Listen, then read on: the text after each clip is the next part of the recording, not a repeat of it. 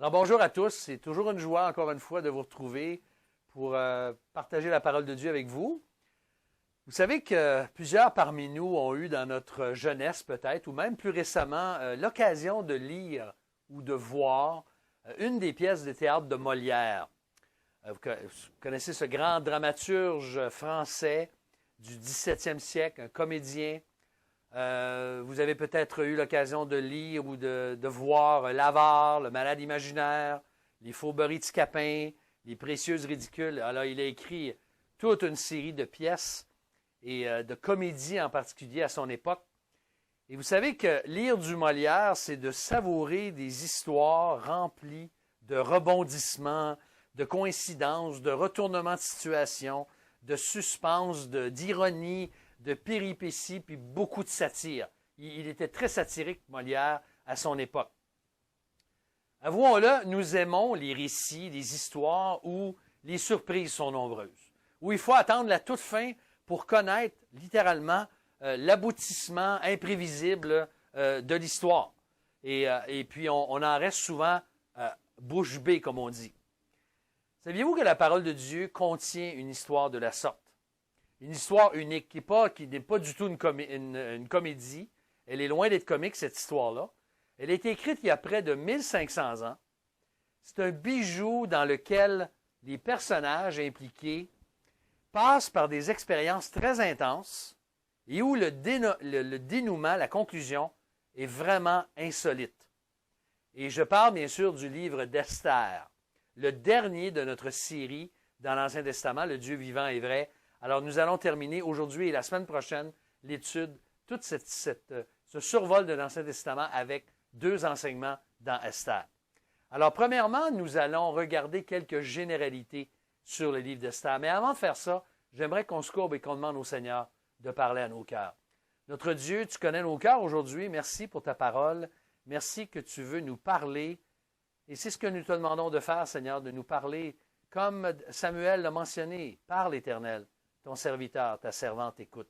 Alors, Seigneur, aide-nous à faire silence à toutes les autres voix et à écouter ta voix par ta parole. Nous t'en prions. Nous te le demandons. Au nom précieux du Seigneur Jésus. Amen. Amen. Alors, le livre d'Esther, nous ne connaissons pas l'auteur. Ce livre tire son nom, bien sûr, d'une jeune juive de la première moitié du 5e siècle avant Jésus-Christ. Donc, on parle d'il y a 1500 ans. C'est une femme que Dieu va utiliser de façon exceptionnelle, en particulier pour sauver le peuple juif d'un génocide planifié, d'une extermination certaine qui avait été planifiée par Haman, dont on va parler tout à l'heure. Alors, l'histoire se déroule une centaine d'années après l'exil du peuple, qui a eu lieu en 586, lorsque le peuple a été amené à Babylone en exil. Nous sommes plus tard dans l'histoire, bien sûr, sous le règne du roi perse Xerxès, ou encore appelé Assuérus. Selon la version que vous avez, c'est soit Xerxès ou Assuérus. Alors, Assuérus, c'est en hébreu. Il était le fils de Darius. Il était le roi de cet empire médo-perse qui avait renversé les Babyloniens auparavant. Alors, on est à peu près là, en 483 avant Jésus-Christ. Ce ne sont pas tous les Juifs qui sont revenus d'exil, alors que Dieu avait annoncé que son peuple revenait. Il y en a qui ont décidé de rester, qui ont été envahis par les Mèdes et les Perses, et ils sont restés là-bas, et ils ne sont pas revenus en Israël lors de la déportation. Donc, ils sont demeurés à Suse, la capitale, et une des particularités importantes qui est souvent relatée au sujet du livre d'Esther, c'est que Dieu n'est mentionné nulle part. Il n'y a pas une seule mention de Dieu dans le livre. Ce qui en fait un livre qui a été débattu pour sa place dans ce qu'on appelle le canon des Écritures, les livres inspirés des Écritures. Mais je suis sûr que vous allez vous poser la question comme moi, comment un livre dans lequel Dieu n'est même pas évoqué une seule fois peut se retrouver dans nos Bibles? Eh bien, ce qui est merveilleux dans ce livre-là, c'est que même si le nom de Dieu n'y apparaît pas, son intervention est présente tout au long du livre. Partout, on voit Dieu qui travaille en coulisses. Alors, dans sa souveraineté, dans sa providence, il a conduit les circonstances et les événements pour que sa gloire soit publiée aux yeux de tous, afin que tous sachent que les actes et le règne de Dieu sont bien évidents à la fin de l'histoire. Alors, l'auteur, je dirais avec un génie qui a été inspiré par Dieu lui-même, par l'Esprit de Dieu, il a su raconter son histoire sans mentionner Dieu une seule fois, mais surtout dans le but de nous faire connaître, et c'était pour le peuple juif à l'origine, pour faire connaître l'origine de la fête juive qu'on appelle la fête de Purim. Alors, le nom de cette fête importante dans le calendrier juif, Purim, tire son origine du mot mésopotamien pour, qui signifie le sort, lorsqu'on jette un sort. Alors, ça fait allusion au Haman, au chapitre 3, on va le voir tout à l'heure, hein, le bras droit d'Assuérus, du roi, il fait son tirage au sort pour choisir la date où les Juifs seraient massacrés, selon les dits du roi et selon sa manigance à lui. Alors, ce livre pouvait d'abord, il expliquait l'origine de la fête, mais aussi il pouvait servir de rappel aux Juifs que Dieu, l'Éternel, était à l'œuvre et que même il protégeait son peuple dans des circonstances dramatiques loin d'Israël, même alors que le peuple était resté à Suse, la capitale. On remarque aussi dans le livre, et c'est la dernière observation que je fais sur les généralités, on remarque qu'il y a 10 festins ou banquets qui ont lieu tout au long du livre, où il n'y a pas simplement de la bouffe, de la nourriture, mais l'alcool coule à flot aussi. Et ces banquets, c'est intéressant, vous remarquerez dans l'histoire, servent de moments clés dans le déroulement de l'histoire qui nous est racontée dans Esther. Alors, aujourd'hui, nous allons prendre en première partie, et c'est le deuxième point de notre enseignement aujourd'hui, que le Dieu à l'œuvre dans les circonstances hors du commun et incontrôlables. Dieu est à l'œuvre dans les circonstances hors du commun et incontrôlables, et on a ça du chapitre 1 jusqu'au chapitre 4. Alors, on verra le dénouement la semaine prochaine dans les chapitres 5 à 10, et vous allez voir, j'espère que vous allez être des nôtres, parce que vous allez voir que là où je vais terminer aujourd'hui, vous allez vouloir voir la suite et voir l'explication de ce qu'Esther nous raconte. Alors, pour comprendre le rôle qu'Esther joue dans l'histoire, il faut d'abord lire les versets 1 à 12 du chapitre 1, et c'est ce que nous allons faire ensemble. Je vais lire les 12 premiers versets du chapitre 1 pour nous mettre dans le contexte. Alors, il est dit ceci, « C'était au temps d'Assuérus, et cet Assuérus régnait de l'Inde à l'Éthiopie sur 127 provinces. En ce temps-là, le roi Assuérus s'installa sur le trône royal de Suse, la capitale. La 3e année de son règne, il présida un festin qu'il donnait à tous les princes et à ses serviteurs, à l'armée perse et mède, aux dignitaires et gouverneurs de province, montrant ainsi la glorieuse richesse de son règne et la rare magnificence de sa grandeur. Cela dura longtemps, 180 jours. À l'expiration de ces journées, le roi donna pendant 7 jours un festin en plein air dans le jardin du palais royal à tout le peuple qui se trouvait à Suse, la capitale, du plus grand au plus petit. Des tissus colorés de lin, de coton et de laine violette étaient tendus par des cordons blancs et pourpres, passés dans des anneaux d'argent à des colonnes de marbre. Les divans étaient d'or et d'argent sur un pavé de porphyre, de marbre, de nacre et de marbre noir. On servait à boire dans une grande variété de coupes d'or, et le vin du roi abondait avec une libéralité royale. On buvait selon un protocole sans contrainte. Le roi avait imposé à tous les intendants de sa maison de se conformer aux désirs de chacun. De son côté, la reine Vashti donna un festin pour les femmes dans le palais royal du roi Assuérus. Le 7e jour, dans l'euphorie du vin, le roi dit à Méoumam, Biztha, Arbona, Bigtha, Abagtha, Zétar et Carcasse, les 7 eunuques de service auprès du roi Assuérus, de faire venir la reine Vashti en présence du roi, avec sa couronne royale, pour montrer sa beauté au peuple et aux princes, car elle était très belle. Mais la reine Vashti refusa de se rendre à l'ordre du roi, transmis par l'intermédiaire des eunuques.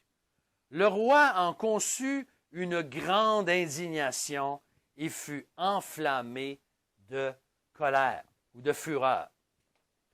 Alors, vous remarquerez que dès le début du livre, nous voyons la satire dans le récit. Vous savez qu'un récit satirique, c'est un procédé littéraire par lequel on veut faire ressortir le ridicule d'une situation. Nous sommes devant un roi dont l'empire s'étend des Indes à l'Éthiopie, incroyablement grand dans l'histoire, un des plus grands qui a existé. Il organise un festin de 180 jours. Donc, si je sais compter, 180 jours, ça fait 6 mois, ça. Et 6 mois, probablement pour établir sa stratégie militaire, parce que l'histoire nous raconte, plus loin, les livres historiques nous racontent qu'il allait envahir la Grèce, ou il voulait envahir la Grèce par la suite. Mais en particulier dans le texte, il nous est dit qu'il voulait étaler sa grandeur, sa gloire, sa richesse. Mais c'est un homme qui est incapable de se maîtriser. Et c'est là le ridicule. Il veut exhiber la beauté de son épouse, la reine Vashti, qui refuse de se soumettre à un tel défilé pour une gang de gars qui sont ivres. On peut très bien la comprendre.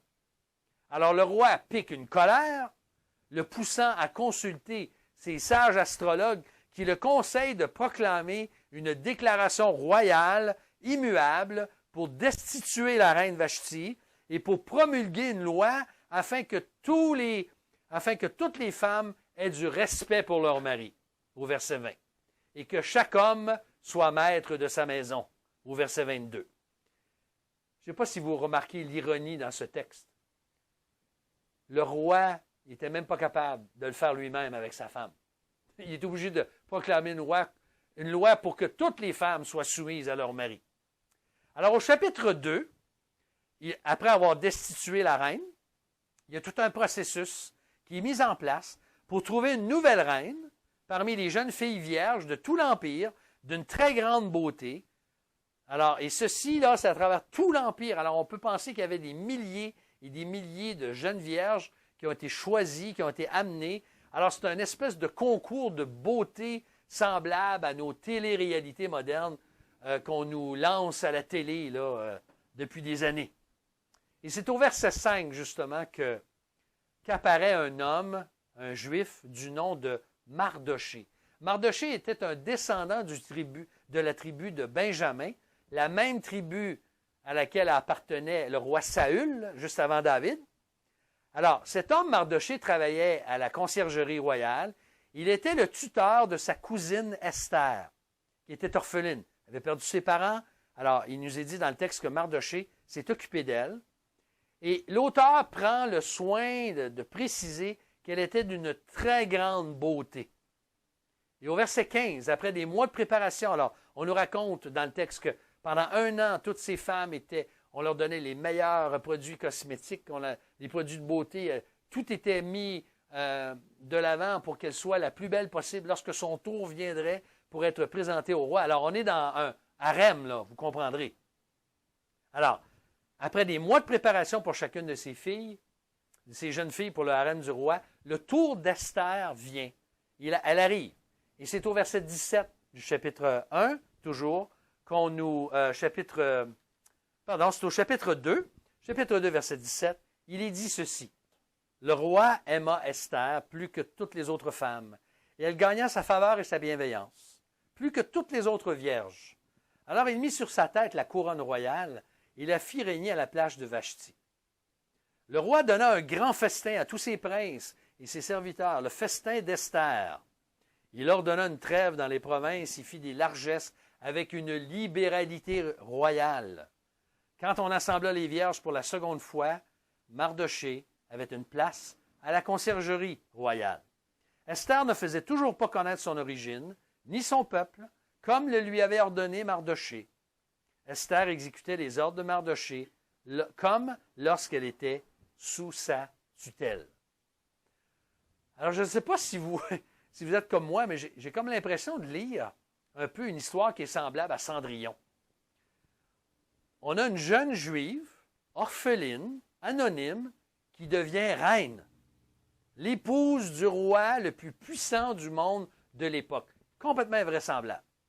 Et les versets 21 à 23, dans la suite du texte, nous racontent un épisode déterminant pour la suite de l'histoire.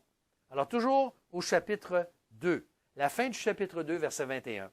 À cette époque, alors que Mardochée était en place à la conciergerie royale, deux eunuques du roi de la garde du seuil, Bigtan et Téresh, dans un accès de rage, entreprirent de porter la main sur le roi Assuérus. La chose vint à la connaissance de Mardochée, qui la fit connaître à la reine Esther. Esther le dit au roi, au nom de Mardochée. On entreprit une enquête qui aboutit, on pendit les deux eunuques à une potence, et ceci fut enregistré dans les chroniques en présence du roi. Alors, tout ce qui se passait dans le royaume, c'était écrit dans les registres de façon très professionnelle, on pourrait dire. Mais quelle coïncidence entre cette histoire-là. Mardochée est mis au courant d'un complot pour assassiner le roi.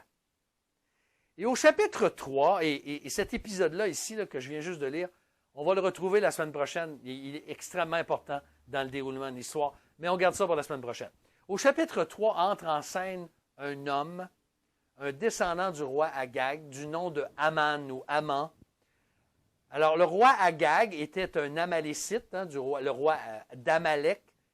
Amalek était une nation, un vieil ennemi d'Israël. Il s'était opposé au roi Saül. Saül devait le tuer, il ne l'a pas fait. C'est Samuel qui va le faire dans 1 Samuel chapitre 15. Et on se rappellera que Saül, pour sa désobéissance, entre autres de cette désobéissance, d'avoir gardé le roi en vie alors qu'il devait l'éliminer, eh bien, va perdre sa royauté. Et c'est David que Dieu va susciter plus tard. Mais on va lire les versets 1 à 7 du chapitre 3, parce qu'on nous raconte ce qui se passe avec Haman ou Haman.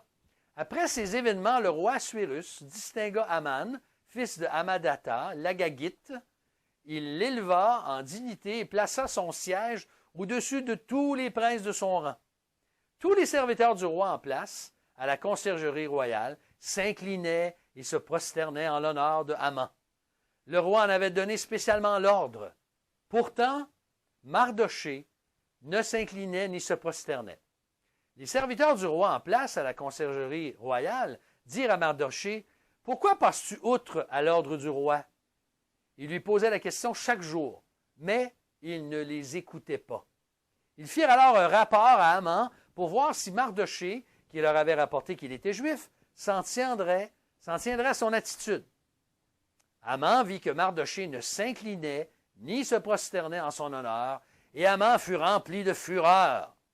Il considéra avec dédain l'idée de porter la main sur le seul Mardochée. On lui avait signalé en effet le peuple auquel appartenait Mardochée.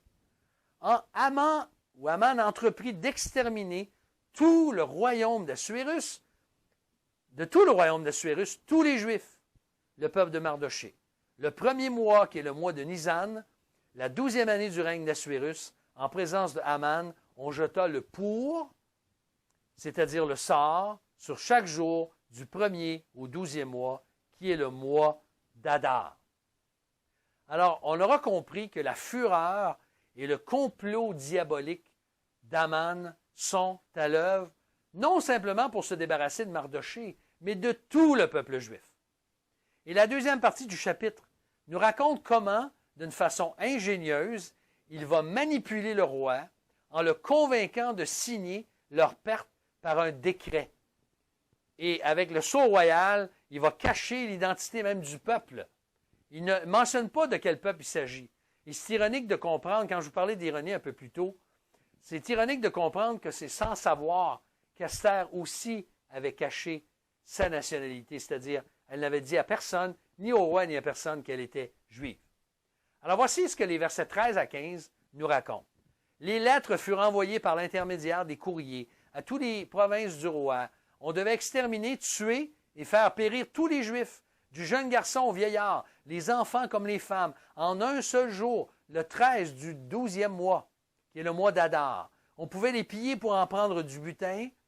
Il y avait une copie du texte pour communiquer à chaque province l'édit qui devait être rendu public dans tous les peuples afin qu'ils se tiennent prêts pour ce jour-là. Les courriers sortirent en hâte par ordre royal et l'édit fut communiqué à Suse, la capitale. Le roi et Haman s'installèrent pour boire. La ville de Suse était en pleurs. Quel contraste! Quel contraste! Haman et le roi s'installent pour boire alors que le peuple, alors qu'il apprend la nouvelle terrible, il entre dans un deuil, un jeûne et de grands cris de désespoir. Alors au chapitre 4, Mardochée apprend la nouvelle, lui aussi, la terrible nouvelle de la destruction du peuple à venir, et tout le peuple est dans un très, très grand deuil. Il en informe Esther, et laissons le texte nous raconter la suite des versets 7 à 17 au chapitre 4. Il lui dit, Mardochée lui rapporta tout ce qui lui arrivait, ainsi que le détail de l'argent que Haman avait promis de peser dans les coffres du roi pour qu'on fasse périr les Juifs. Il lui donna aussi une copie du texte de l'édit d'extermination qui avait été publié à Suse. Il la montrerait à Esther, il lui ferait un rapport en lui ordonnant d'aller chez le roi pour demander grâce et l'implorer en faveur de son peuple. Attaque vint rapporter à Esther les paroles de Mardochée. Esther dit à Attaque, en lui ordonnant de le rapporter à Mardochée, tous les serviteurs du roi, ainsi que le peuple de toutes les provinces royales, savent que quiconque, homme ou femme, se présente au roi dans la cour intérieure sans avoir été convoqué est mis à mort en vertu d'une loi. La même pour tous. Seul peut rester en vie celui à qui le roi tend son sceptre d'or. Or, moi, voilà 30 jours que je n'ai plus été invité à venir chez le roi. On rapporta les paroles d'Esther à Mardochée, et Mardochée fit répondre à Esther ceci. Et regardez bien ce texte, très touchant.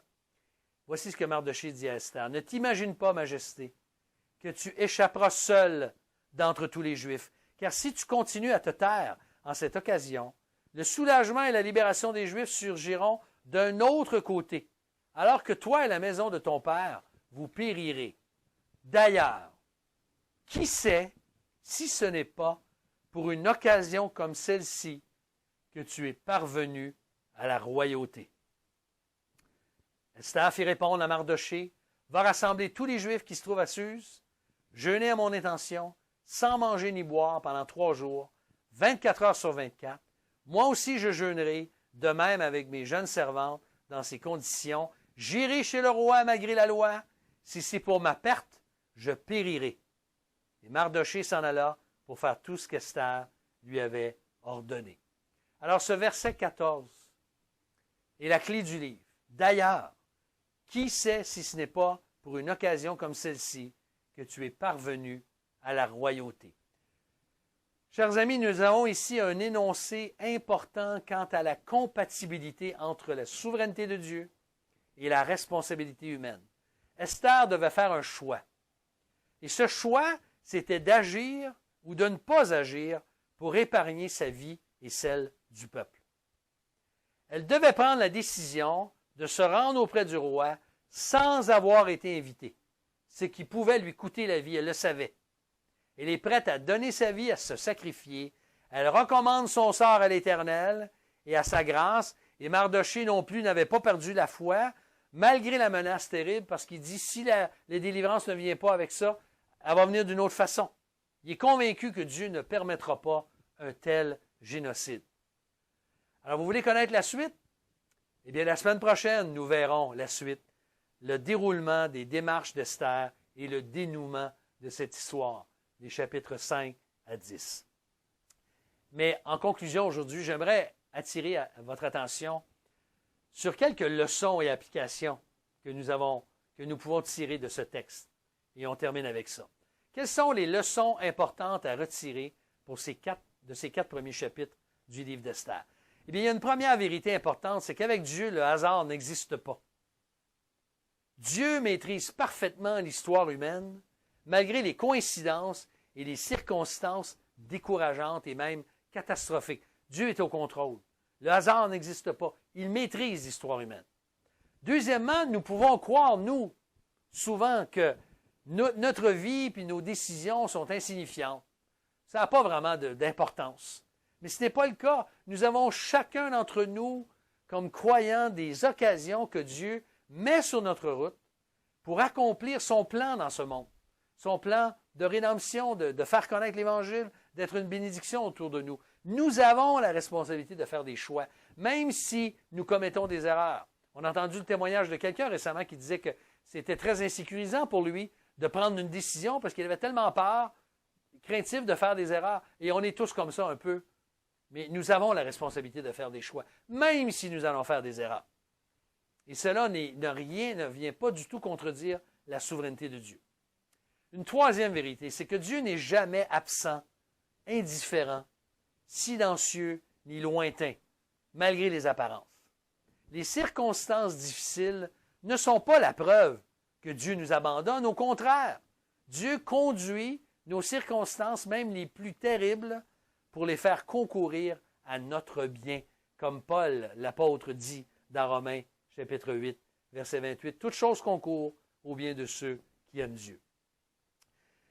Une autre vérité, une quatrième, c'est que l'absence apparente de Dieu, comme on le voit dans le texte, le nom n'est pas mentionné, et ça a l'air apparemment que Dieu n'était pas là. Mais l'absence ici apparente de Dieu est en contraste avec l'étalage de puissance, de gloire et de richesse du pouvoir absolu perse. Il faut regarder, chers amis, au-delà des apparences. Ce ne sont ni le roi porté vers les femmes et l'alcool, ni son bras droit, amant, qui est méchant, qui est enflé d'orgueil. Ce n'est pas eux qui contrôlent les événements dans l'histoire, mais c'est quelqu'un au-dessus d'eux, le roi des rois, qui sait utiliser leurs décisions pour la réalisation de son plan de délivrance. Cinquièmement, cinquième vérité, Dieu se sert de nos humbles efforts pour la réalisation de son plan. Il honore la fidélité et le courage, et on va le voir dans la suite de l'histoire, comment Dieu va honorer la fidélité et le courage d'Esther. Combien de fois, parce que nous avions peur, on est demeuré silencieux, alors que nous aurions pu ouvrir la bouche, et nous aurions dû ouvrir la bouche pour faire connaître l'Évangile et notre foi en Jésus-Christ. Et c'est la même chose avec Esther. Dieu a honoré, va honorer sa fidélité et son courage. Et il peut faire la même chose pour nous. Lorsqu'on est courageux, lorsqu'on est fidèle, Dieu nous utilise quand on ouvre la bouche. Une dernière vérité dans ce texte qui est très importante, et elle nous conduit dans le Nouveau Testament à l'Évangile, c'est qu'en préparant la protection de son peuple de la sorte, Dieu avait en vue, beaucoup plus tard, selon son plan de rédemption, l'œuvre du Seigneur Jésus-Christ à la croix du Calvaire à notre place. Lui qui était issu du peuple juif, qui apporterait le salut et une réconciliation avec Dieu par sa mort à la croix, non seulement aux Juifs qui croiraient en lui, mais à tout homme et toute femme de toute nation. Parce que l'Évangile, le salut, Dieu ne fait pas exception de personne. Il veut offrir l'Évangile à tous, peu importe la couleur de leur peau, leur rang social, leur arrière-plan, leur culture. Dieu veut sauver et attirer des hommes de toute nation, de tout peuple, de toute race à lui. Et dans ces moments qu'on a vécu récemment et que l'Amérique, par lesquels l'Amérique passe en ce moment, on sait combien c'est important de se rappeler. Alors cette réconciliation avec Jésus-Christ, cher ami, elle t'est offerte en Christ lorsque tu viens à lui par la foi. Alors je t'invite à venir à lui, je t'invite à tourner tes regards vers Jésus-Christ, lui abandonner ta vie, parce que Dieu est au contrôle de notre vie. Dieu veut être souverainement impliqué dans ta vie, dans la mienne, alors que Dieu nous donne le courage cette semaine de prendre position, de vivre pour lui et d'être une bénédiction, même lorsque les circonstances adverses sont très difficiles. Nous allons prier, si vous voulez bien, pour conclure notre temps ensemble. Notre Dieu, notre Père, on veut te remercier aujourd'hui pour le privilège de te connaître, de savoir que Dieu est au contrôle, que Dieu est souverain, que notre Dieu n'a pas abandonné notre monde malgré les injustices, malgré les manifestations, malgré la COVID-19, malgré la pandémie, malgré, peu importe. Seigneur, malgré tous les drames que ce monde vit en ce moment, nous voulons nous rappeler aujourd'hui que tu es au contrôle, que tu es souverain et que tu nous invites nous-mêmes à te faire confiance et à avoir le courage de prendre position pour toi et de vivre pour toi. C'est notre prière. Seigneur, tu connais les domaines en ce moment où nous avons de la difficulté à te faire confiance et à prendre position pour toi. Viens à notre secours, nous comptons sur toi et nous voulons te remercier à l'avance pour ta direction cette semaine. Nous nous confions en toi. Au nom précieux du Seigneur Jésus-Christ. Amen. Amen. Que Dieu vous donne une très bonne semaine, chers amis. À la semaine prochaine pour la suite d'Esther. À bientôt.